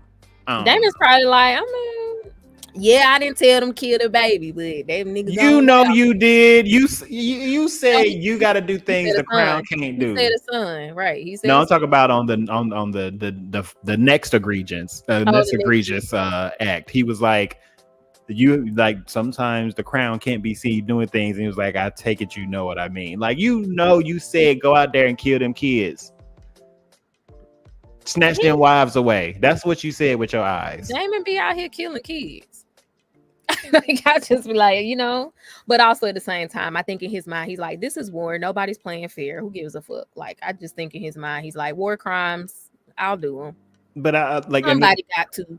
If they didn't have that interaction before, I would be a little bit more on your side. But it's like, you've seen what type of people this is. They stared a dragon in the face and said, we choose fire. Yeah. So you think this little plan is gonna work? No, that's why I was like, all his plans be goofy. His plans don't always pan out, and I think he's very impulsive. He's very fiery. So like, yeah, he needs to there needs to be a balance. I don't think you just let him like loose to do whatever. But he does have, he have plans in this war, and I'm tired of Rhaenyra ass sitting there doing nothing. Yeah, and right now y'all both doing opposite shit. You ain't doing nothing. Daemon doing the most. Like, it's just too much. Yeah, I'm hoping that because the Greens right now in my brain, even though they have literally 2 dragon riders, And I mean, they do have a good land army, way more than Rhaenyra even can think of having right now. Right. Oh no, it's just too chaotic for me. It's chaotic because I feel like they ain't working to each other's strengths. They like somebody said, y'all having a lover spat. They winning. The Greens are winning right now. That's what I meant to say. Yeah, they are. Brian Holiday said, one thing that is interesting to me about Daemon is he fights for the claim of Jace and not Baela to Driftmark. He owns kids with Rhaenyra to the Iron Throne. So Daemon is fighting for the claim of Jace and not Baela to Driftmark. I think that's what he's saying. I mean, but that ain't no lie. I feel like Daemon is like, oh yeah, I do got them 2 little black kids. Like, and they took out, and that's the thing that make that silly statement kind of true, because like they took out the one scene that Baela and Rhaena had with there was a scene, and it's with like Daemon? Visuals. Daemon, they were on some type of a roof, and he was like holding them like after the mom died. Yeah, and they took that out. So it's just like he has no attachment to this kid. He's only gonna be, I think he has somewhat of a relationship with Baela because of her ability to dragon ride, and because Rhaena doesn't. Like he really don't pay no attention to her. And Jace is the heir to the throne. Like, right, he is a dragon rider. I could see him giving just a little bit more attention over there to Jace, but like he need to give his chocolate daughter some love, because I'm sick of him. Like the fact that but at the same time, like if he's not seen as a king, I mean, what does his kids get? What does Baela them get? I mean, if Rhaenyra is the claim to the throne and not him, and he's not seen as a king, I mean. But he ain't even worried about his kids. He worried about him. He's not worried about them at all. But I'm just saying, but even still, it's like, it would be wasting energy, basically. Yeah. Because if Rhaenyra is really, like, gets the claim to the throne, it goes to Jace. Yeah. It's not going to go to Baela. Well, I mean, Jace is married to Baela, right? Well, Jace is going to be married to Baela, right? Yeah. So, yeah, I mean, so she's going, whatever Jace gets, Baela gets anyway. And so, I mean, I maybe. It just seems like it's more to it. Maybe. But once again, I don't believe that Daemon sees women as like, I think that he is, once again, believes that a man should have the claim to the throne. I think he's still more of that patriarchal model. I think he's with Rhaenyra, but I don't think he wholeheartedly believes that like his brother did. So once again, Daemon not feeling like, and we see this with the men in the show, period. Like before Rhaenys died, she was like, give it to Baela or whatever, and he's like, not even a thought in his mind, like I would give it to her. So I feel like Daemon's the same way. I don't think women in the show, and like the fact that they opened the show talking about that for a little bit, it feels like that them not being a consideration is just like how it is. But I love when he finally offered her. He's like, I don't want that shit. Yeah, and the way she did it, like, you couldn't say it in no other better words. She said, I am blood and fire. Right. You hear me? The salt. I am of my mother's. Like I cover my mother's will. Over here. I got a whole dragon I be riding. Right. So. You want me to sit on a chair full of plankton? Yeah, I'm good. So now he got to go give it to his. So she know about the kids too. She know about the other kids, Baela. I don't know. I feel like the way she said it, she knew about the other kids. I don't know if Rhaenys told her, but the way she said it was like, you talking about giving it to me, boy, go give it to your other kids. Like, it felt like she knew about them. Like, I don't know. Because she said it. Yeah, she said the person that it got you. Of Salt and Sea. Yeah. Yeah. And she said it kind of like she knew who she was talking about when she said it. Yeah, I wouldn't put it past Rhaenys to confide in Baela. Yeah, or tell her that. I thought with him taking the throne for himself, his son with Rhaenyra would be his heir since he would be king. Basically disinheriting Jacaerys along with Rhaenyra. Right. That would disinherit. And I think that's, like I was saying earlier, I think that's one of the things Rhaenyra is concerned about. That, like, if she moves out the way or if she dies or anything, she already know Jace finna be like, I think she believes like Damon would disinherit him or not acknowledge him as the next in line.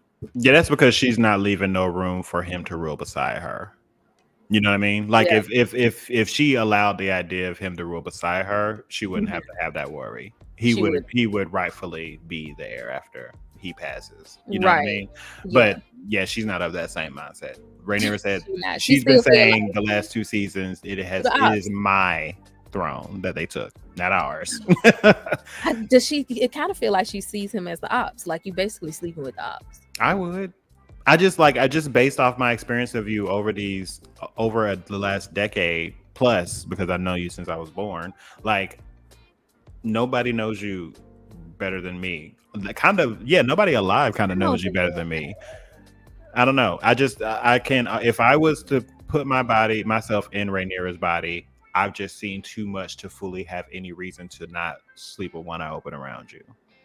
I can get lost in what I think we could be and do, but I don't know. You are too much of a wild card for me to completely. And that's what I be saying, and that's why I'm still like confused. I be like, he don't feel like a wild card. He don't feel like as much as a wild card as they make him seem like. Like what Brian Holiday's saying. I think I understand what Brian's saying now. Like he's fighting for. It's interesting that Daemon is fighting for the claims of Jace and not his own kids, basically, to the Iron Throne. Like he's fighting for Jace's claim to the throne. He's not fighting for his own kids he has with her or Baela, like his own kids, which would seem like he's supporting, like you said, it's more out of love for his brother and Rhaenyra. Like, that's what I'm saying. He don't feel like as much as of a wild card as far as like where he stands with Rhaenyra. He feels like more of a wild card with just like, how does he think this should be accomplished? Like, that's what I feel like Daemon's a wild card for. Like, I don't feel like he has the moral code that Viserys and Rhaenyra had. No. But I don't think he's a kinslayer. Like, I don't think he's all of what they think he is, but I do think he's a lot of what they think he is. Like, so out here doing shady stuff, like, but not. I feel like he has a line. I guess the last piece that is like the last thread that is holding me on the tree of siding with y'all.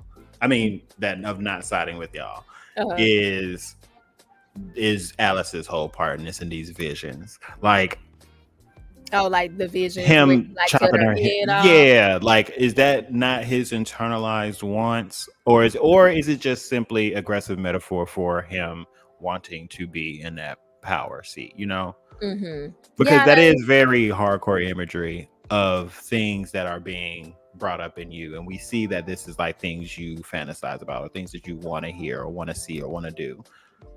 Like with his mom, like, you are the one that was supposed to lead, you're the strong one. Viserys was weak, he wasn't enough. This is all things that Daemon wants to hear, and I feel like he believes. So like, that's the only thing. Somebody to believe in him. But you ain't gotta chop their head off.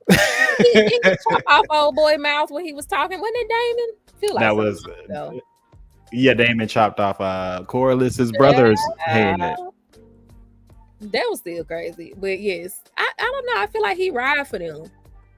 Like, I don't know. I be feeling like he ride for them. I haven't seen anything that makes it seem like he don't ride for them. And that's why I'm saying, like, maybe it's just becoming more clear to me because we have Aemon now who's come of age, and like you see what someone who's like, I don't fuck with none of y'all for real. Like, it's really out here doing it. Yeah, and if the opening come for me to get power, I'm really gonna do whatever it takes. Like, I don't know. I still like seeing that energy coming from Aemon and like him really embodying it. I'm starting to feel. I think I agree with you mostly, or with most people, about Daemon up until more recently. Like, up until he like kind of just got pissed off and was like, I'm going to Luigi's mansion. Like, up until that, I'm gonna keep calling it that. But up until that point, I kind of saw him the way everybody was seeing him, and then I was listening to the argument he was having with Rhaenyra, like before he left and stuff. And then I kind of started to like think, I'm like, maybe, I don't know, like there's room there. Like, there's room. Damn, it's kind of one of them things of like, yeah, like, is he the boogeyman? Like, he ain't really the boogeyman. We saying he is, because he's had a lot of opportunities, and I think that's what he was saying. Like, I could have been done it. I could have did it here. I could have did it here. I could have did it here, and I didn't. So y'all gonna stop coming at me like I'm out here, like, really just being that dude, you know? So I kind of know that argument kind of started to make me be like, hold on, he might have a little point. There's something there. And I would love to have him around. You got to decide if you trust him or not. If you trust him, then you're gonna have to trust him. If you don't, then you need to figure that out. But like, listen, I'm going to stand on my couch and I'm gonna pump my fist like a frat white boy if Damon has his scene. I'm gonna say when Damon has his scene of like truly fighting for Rhaenyra and making it evident like this is who he's writing for.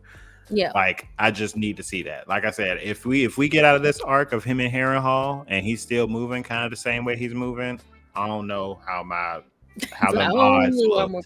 Yeah, but for right now, I do have a little hope in him. I think we're gonna see it. I think he's gonna run into Aemon and we're gonna see it. That's what I think. Because I think she said she wanted Aemon. We just forgot about that. She was like, it was just like she said she want Aemon, and it's just like, but that hasn't been the focus. Like, okay, how are we gonna get Aemon? We ain't have no boardroom meetings, we ain't have no group me chats, we ain't have no Slack page about how we finna fuck Aemon up. Like, we ain't talked about it at all. Like, I mean, we ain't had no conversation about it. So I feel like that's when we gonna see it, because I feel like he will be like, oh, she said she wants you, I'm gonna make sure she gets you, if nothing else. Like, I feel like he is gonna like show up in that way. He's gonna show up in the way that only Damon can show up for her, I think. And I think that's what she did the whole time. Just let him be him and show up for her the way he would show up. I would like to see it. I would love to see that. But I need Aemon to be like at the house. Like, what I want to see is Aemon feeding small folk to what's Vhagar? Is it Vhagar? Yeah. Mm-hmm. I want to see him like throwing. I want to see people being catapulted into Vhagar's mouth. Like, oh my god! Like, I just need that. And I feel like that's not crazy to ask for from Game of Thrones. Somebody's gonna edit into the arc. Like Hungry Hippos, or like that little game where it's like a frog and he like open his mouth and you got to shoot the little flies in it. I kind of want to see that. Like, to be fair, Rhaenyra, Daemon often used her as a tool to hurt Viserys. The egg he stole, as well as the brothel incident. Even after that, she egged him on to marry her, but instead he left with Laena. She has her reason for trust. Oh yeah, because he groomed her from a very young age. Like, he's definitely shady in that way. So I agree. But I mean, even back then, like, even if that was his motive back then, like, maybe he just got older and he was like, my time has come and gone. Like, you know, he could have had ambitions in his younger age that he's let go after all them fucking kids they done had and all the stuff he done seen. Boy, my cat down here being crazy. I should have named him Damon. About to say. He white. He got like Targaryen white. You know, my cat, he like Targaryen hair. I'm so mad. I wanted to get a pet name in Arya, but the way that did you see, you know about like once, I think, I can't remember what season at the end of it was, but there was a certain season at the end of Game of Thrones where the name Arya shot up in baby names. A lot of them names like definitely became popular because of Game of Thrones. It was a cultural phenomenon. Yeah, for sure. But now I feel like there's too many Aryas out there. So I know you've read a little bit. So before we close out, like, what do you want to see? Well, we got an episode coming on in like 2 hours. Oh, so I be forgetting. We talk about it so much. I be feeling like we just saw it. Yeah, I know with IWTV is like the same day, but because this doesn't come on at 9, we just do delete before. What are you hoping to see? Well, I mean, what I want to see in the last scene, we get Luke, Jace, girl, Jace. We get Jace once again helping his mama along because she's struggling, and brings up the idea of going through the records that they have. The Dragon Seed, the 2 white hair guys we met. I'm assuming that's gonna pay off. Right, I was about to say, and I don't know if it was just me getting lost in the fact that we were finally seeing small folks and their struggles like up close in an actual storyline, that it just completely passed me that his hair was stark white. Like, a part of me was like, this man is not old. Like, old. He having white hair. One guy in the bar who said, I'm actually related to him because he said that. I was like, okay. Yeah, it was because he said it. And I wasn't looking at their characteristics. I was like, oh, this man do got like white hair. We acting like just normal. It was specifically when he was kneeling down in front of his sick daughter and the light was right behind his hair. And it was, girl, I was like, your hair just cannot be that white unless you 70, bitch. So like, what's really going on? Like on The Witcher. Wrong show. Right. He looked like he's on there. Yeah, I didn't think about that either until the episode. I was like, hold on. Yeah, that was a little blind moment of me. But the thing that I 100% need to see, okay, listen to me. I need to see more of these wild dragons come into play. Mm-hmm. And I need to see, and I need to see these dragon riders really, hopefully, bolstering Rhaenyra's side. Yeah. Yeah, I don't need no more dragons going. I don't need no dragons, no other dragons. They got Vhagar. That's enough. I lost that picture I sent you. Oh, I showed everybody at work that picture as soon as you sent it to me. Oh, here. A lot of people watch Game of Thrones. Yeah. And let's see if I can get it to the size comparisons. It's crazy. Right. So you got Drogon, Vhagar. Who is that underneath? Meraxes? Under which one? Under Vhagar. Oh, on this side, that is Vermithor.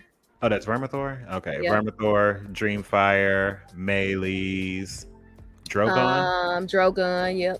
Rhaegal. Yeah. Caraxes. It's not all the dragons. Look at Syrax down there at the bottom, just being small. I'm what girl? Do you want Syrax like? Do you want Syrax to be a danger? Do you want him to be a player in this? Let him free roam. Free range Syrax. We just need free range dragons. I feel like if you have a claim to the throne, your dragon should just be free range out here. Like your daddy had the biggest dragon of existence, right? And right now you got one of the smallest. It feel like. I mean, I know that there's some baby dragons out here. Is it poetic though? Girl, fuck poeticism. It's probably poetic. I need for her to the little dragon that could. The little dragon that could. The little dragon that could is what cute. The name of it. It's cute. The small little dragon that changed everything. I just want Rhaenyra to be the imposing figure I know she can be. And she need a fat ass dragon. Her son can't have a bigger dragon than her. I know he's not right now, but something tells me, watch. By season 4, I bet you Syrax gonna be the same size, and everybody gonna be having Drogon size dragons. Syrax gonna be small. I'm not. It's not looking too good. So I don't know, but I am interested to see these dragon riders. I know it's gonna be the 2 white hair guys. I guess we're assuming Corlys gonna give whatever that place is to Father. I call him Father because he was the dad on Raised by Wolves. Mm-hmm. And the lady who was with, what was the other daughter? Baela, and what's the other one who with the egg? Rhaena. Mm-hmm. The lady who was with Rhaena, who was like, we didn't talk about that scene. She was like, I want a dragon. That's Mother from Raised by Wolves. So I'm so happy they got recasted in the show, but I just see him as Father and she's Mother. Nice. So if I call them that, that's why I call them that. But I don't think Father is gonna be a dragon rider. There was I think he has a brother there was another black man with dreads, and that scene he was staring at it, right?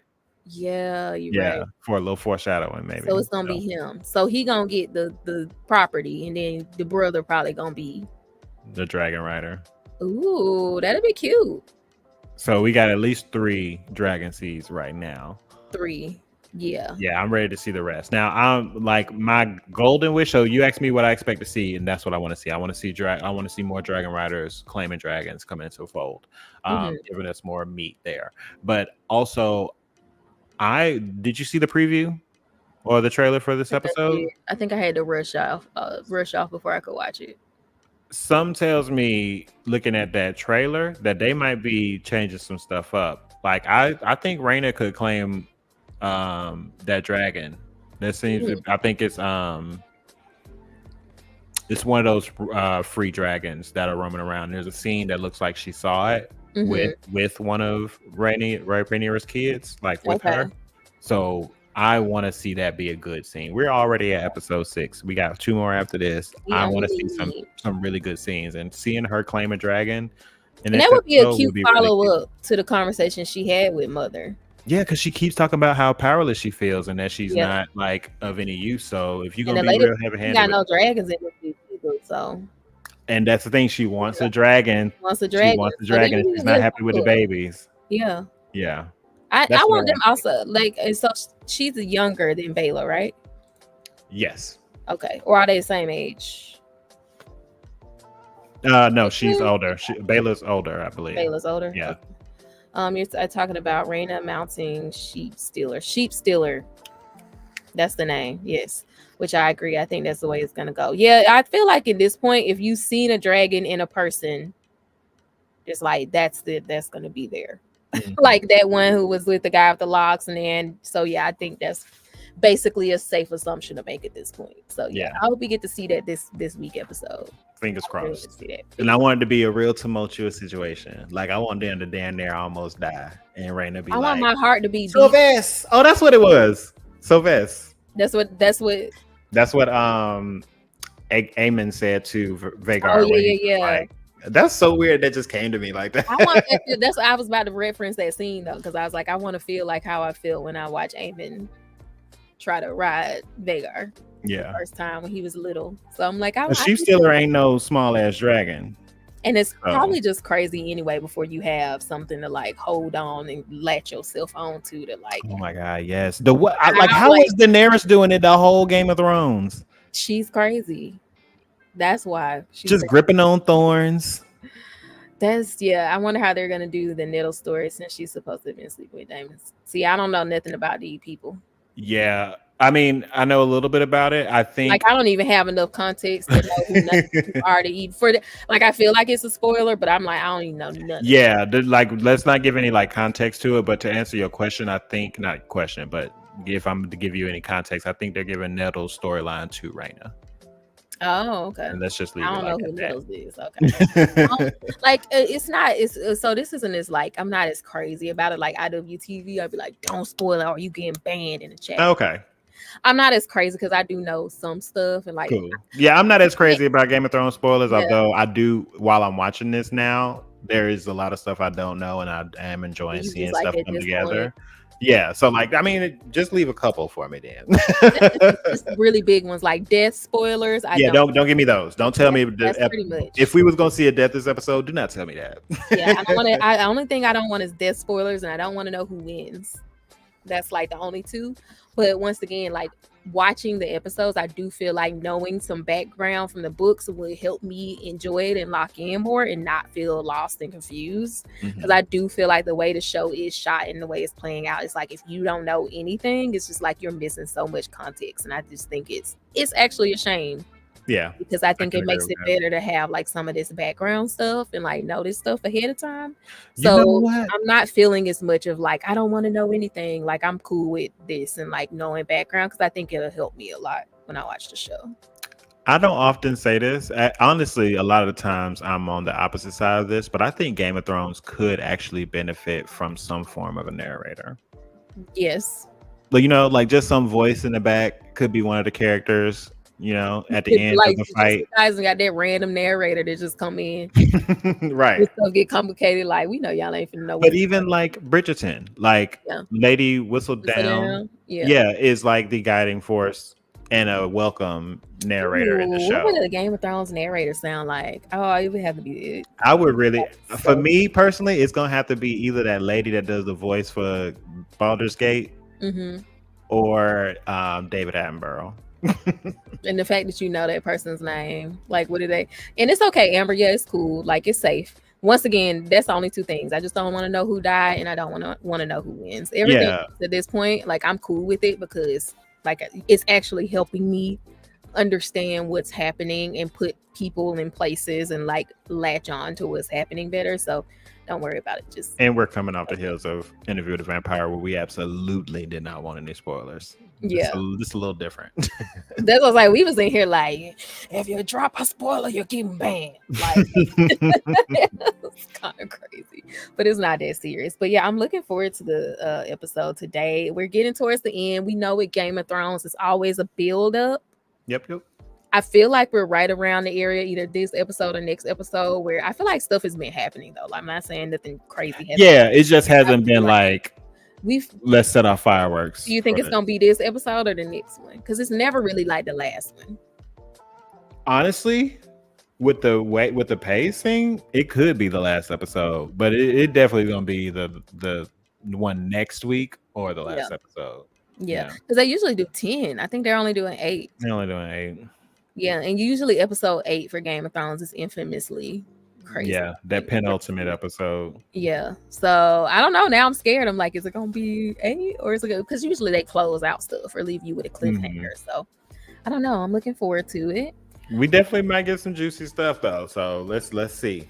Yeah, I don't want to eat my words. So we'll see what happens. It's all about how they portray it, And I'm hoping that they give some stuff to do something. We're gonna have to do a review episode like One Piece be doing because they got 1,100 episodes. Like we need something.